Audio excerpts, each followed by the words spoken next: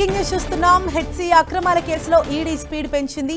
ఈ కేసులో మొత్తం 5గురిపై కేసు నమోదు చేసిన ఈడీ గతంలో నమోదైన 2 హెచ్సీఏ కేసులు కలిపి కొత్త ఈసీఐఆర్ ఫైల్ చేసింది. హెచ్సీఏ అధ్యక్షుడు Jaganmohan Rao, CEO Sunil, treasurer Srinivasarao, Srichakra cricket club secretary Rajender Yadav, club president Kavitha యాదవ్లపై కేసు నమోదు చేసింది. వీరిపై పీఎంఎల్ఎస్ సెక్షన్ల కింద కేసులు నమోదయ్యాయి. బీసీసీఐ నిధుల విషయంలో మనీ లాండరింగ్ జరిగినట్లు ఈడీ అనుమానాలు వ్యక్తం చేస్తోంది. దీనిపై మరింత లోతుగా విచారించేందుకు నిందితులను కస్టడీకి కోరనుంది. ప్రస్తుతం నిందితులు సిఐడి కస్టడీలో ఉన్నారు. సిఐడి కస్టడీ ముగిసిన వెంటనే ఈడీ నిందితులను కస్టడీలోకి తీసుకునే అవకాశం ఉంది. మరోవైపు హెచ్సీఏ అక్రమార్కులపై కొరడా ఝళిపించిన సిఐడి దర్యాప్తును మరింత స్పీడప్ చేసింది. హెచ్సీఏ అధ్యక్షుడు Jaganmohan Rao, CEO Sunil, treasurer Srinivasarao, Srichakra cricket club secretary Rajender Yadav, cricket club president Kavitha యాదవ్ను 6 రోజుల కస్టడీకి తీసుకుని విచారిస్తోంది. హెచ్సీఏకు వచ్చిన నిధులు, వాటిని ఖర్చు చేసిన విధానంపై సిఐడి లోతుగా విచారణ చేస్తోంది. ఈ కేసులో ఏటూగా ఉన్న హెచ్సీఏ సెక్రటరీ దేవరాజ్ను తప్ప మిగిలిన అధికారులను సిఐడి అధికారులు అరెస్ట్ చేశారు. దేవరాజ్ మాత్రం పోలీసులకు చిక్కకుండా పరారీలో ఉన్నారు.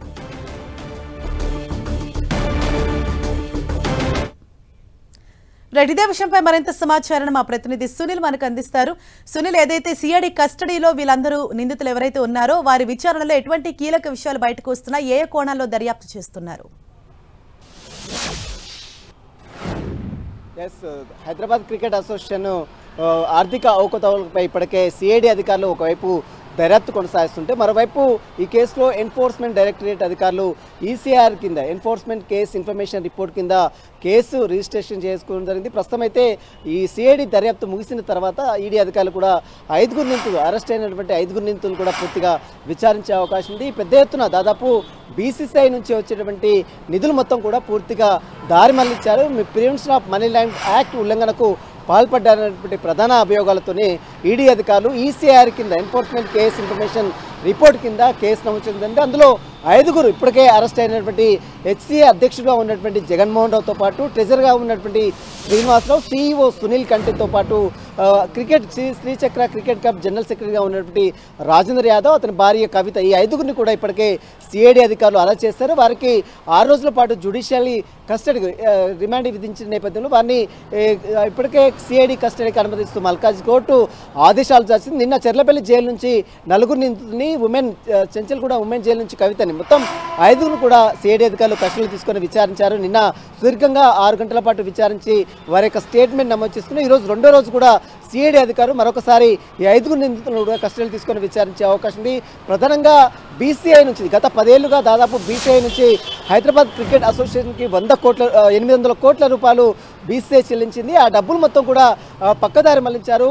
క్రికెట్ స్టేడియం అభివృద్ధి సంబంధించినటువంటి పనులకు సంబంధించిన విషయాలు కావచ్చు, టెండర్ల విషయాలు కావచ్చు, టికెట్ విక్రయాలకు సంబంధించిన విషయంలో పూర్తిగా గోల్మాల్ చేశారనేది వీరిపై వస్తున్నటువంటి ప్రధాన అభియోగం. గతంలోనే ఇదే విషయాలకు సంబంధించి గతంలో హెచ్సీఏ అధ్యక్షుడిగా ఉన్నటువంటి అజారుద్దీన్ విషయంలో కూడా ఈడీ అధికారులు అప్పట్లో కేసు నమోదు చేసి అతన్ని కూడా విచారించారు. దాదాపు 50 కోట్ల మేరకు ఆస్తులను కూడా అటాచ్ చేయడం జరిగింది. ఇప్పుడు ఉన్నటువంటి జగన్మోహన్ రావుపై కూడా అదే అభియోగాలు వినపడుతున్నాయి. మనం చూడొచ్చు, జిమ్ పరికరాలు కావచ్చు, టెండర్ల బకెట్ల కొనుగోలు కావచ్చు, మరోవైపు చైర్స్ కొనుగోలు కావచ్చు, లోపల షాపింగ్ సంబంధించిన విషయాలు కావచ్చు, టికెట్ల విక్రయాలు కావచ్చు, వీటన్నిటిలో విషయంలో కూడా పెద్ద ఎత్తున అవినీతి ఆరోపణలు కూడా హైదరాబాద్ క్రికెట్ అసోసియేషన్ జగన్మోహన్ రావుపై వస్తున్న నేపథ్యంలో ఇప్పుడు ఈడీ అధికారులు కూడా అదే తరహాలో పూర్తిగా ఇన్వెస్టిగేషన్ చేసే అవకాశం ఉంది. ఈ దాదాపు బీసీఐ నుంచి గత 10 ఏళ్లుగా వస్తున్నటువంటి 800 కోట్ల మేరకు దారి మళ్లించారనేది వీరిపై వస్తున్నటువంటి ప్రధాన అభియోగం. వీరితో పాటు 2022లో సుప్రీంకోర్టు నియమించినటువంటి లవ్ నాగేశ్వరరావు కమిటీ ఏదైతే ఆడిట్ రిపోర్ట్ ఇచ్చిందో దాంట్లో పూర్తిగా అవకతవకలు జరిగాయని రిపోర్ట్ ఇస్తూ ఆ రిపోర్టు ఆధారంగా కూడా ప్రస్తుతమైతే ఈడీ అధికారులు కూడా దర్యాప్తు చేసే అవకాశం ఉంది. ఇప్పటికే తెలంగాణ రాష్ట్ర ప్రభుత్వం విజిలెన్స్ కమిషన్ కూడా ఇచ్చింది. విజిలెన్స్ కమిషన్ కూడా రిపోర్ట్ ఇచ్చింది కాబట్టి ఆ కమిషన్ ఆధారంగా కూడా ఈడీ అధికారులు దర్యాప్తు చేసే అవకాశం ఉంది. హరీష, సునీల్, మరి ఈడీ అధికారులు ఎన్ని రోజుల పాటు కస్టడీకి కోరే అవకాశం ఉంది? మరోవైపు ఈ కేసులో మరొక వ్యక్తి దేవరాజ్ పరారీలో ఉన్నట్లు తెలుస్తోంది. అతడికి సంబంధించి ఏమైనా అప్డేట్స్ తెలుస్తున్నాయా? ఎస్ ప్రస్తుతం అయితే ఇప్పటివరకే సిఐడి మాత్రం 6 రోజుల కస్టడీకి మల్కాజిర్ కోర్టు ఆదేశాలు జరిచింది. ఇప్పటికే నిన్న సుదీర్ఘంగా విచారించారు. ఈరోజు రెండో రోజు కూడా సిఐడి అధికారులు విచారించిన తర్వాత మరొకసారి వారి యొక్క స్టేట్మెంట్ కూడా నమోదు చేసుకున్నాం. సిఐడి విచారణ కంప్లీట్ అయిన తర్వాత వెంటనే ఈడీ అధికారులు కూడా కస్టడీ కోరే అవకాశం ఉంది. ప్రస్తుతం అయితే సిఐడి విచారణ వైపు కొనసాగుతుంది. ఇప్పటికే ఈడీ అధికారులు కూడా ఆ కేసు సంబంధించిన కేసు డైరీ కావచ్చు, ఎఫ్ఐఆర్ రిపోర్ట్స్ కావచ్చు, ఆడిట్ రిపోర్ట్స్ కావచ్చు, విజిలెన్స్ రిపోర్ట్ కూడా ఇప్పటికే ఈడీ అధికారులు తీసుకున్న నేపథ్యంలో సంబంధించినటువంటి ఆధారాలన్నీ సేకరించిన తర్వాత ఈ కేసులో ఈడీ అధికారులు సమగ్రంగా దర్యాప్తు కొనసాగించే అవకాశం, కస్టడీ కూడా కోరే అవకాశం ఉంది. మరోవైపు ఈ కేసులో ఏటుగా ఉన్నటువంటి దేవరాజ్ ఇంకా అబ్స్కాండింగ్లో ఉన్నాడు. అతను ఎందుకు ఇంతవరకు పట్టుకోలేదనే విమర్శలు కూడా సిఐడి అధికారుల మీద వస్తున్న నేపథ్యంలో మరి అతను అయితే ఇప్పుడు అందుబాటులో లేదని చెప్తున్నారు. కానీ అతని కోసం మాత్రం ఖచ్చితంగా గాలిస్తున్నామని వైపు సిఐడి అధికారులు చెప్తున్నారు. ప్రస్తుతం ఈడీ అధికారులు ఈ కేసులో ఎంటర్ అయ్యారు కాబట్టి ఖచ్చితంగా సిఐడి అధికారులు సైతము ఇప్పటికే దేవరాజును పట్టుకోలేదు కాబట్టి ఈడీ అధికారులు అదుపులో తీసుకొని ఖచ్చితంగా విచారించే అవకాశం అయితే ఖచ్చితంగా కనబడుతుంది. సిఐడి విచారణ కంప్లీట్ అయిన తర్వాతనే మరొకసారి ఈడీ అధికారులు వారందరినీ కస్టడీలో తీసుకొని విచారించే అవకాశం ఉంది. Right, thank you Sunil.